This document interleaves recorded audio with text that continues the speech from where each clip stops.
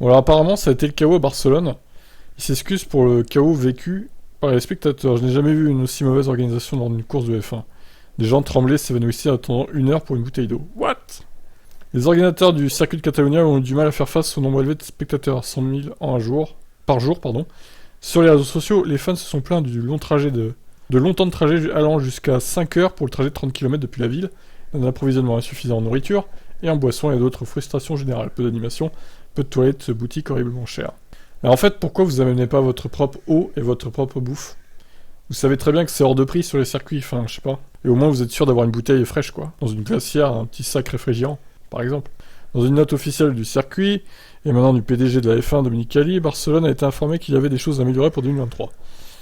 Notre équipe et la vôtre doivent travailler sur certains incidents liés à la gestion du trafic et d'autres problèmes mineurs pour préparer un plan qui permettra à l'événement en 2023 d'être plus réussi.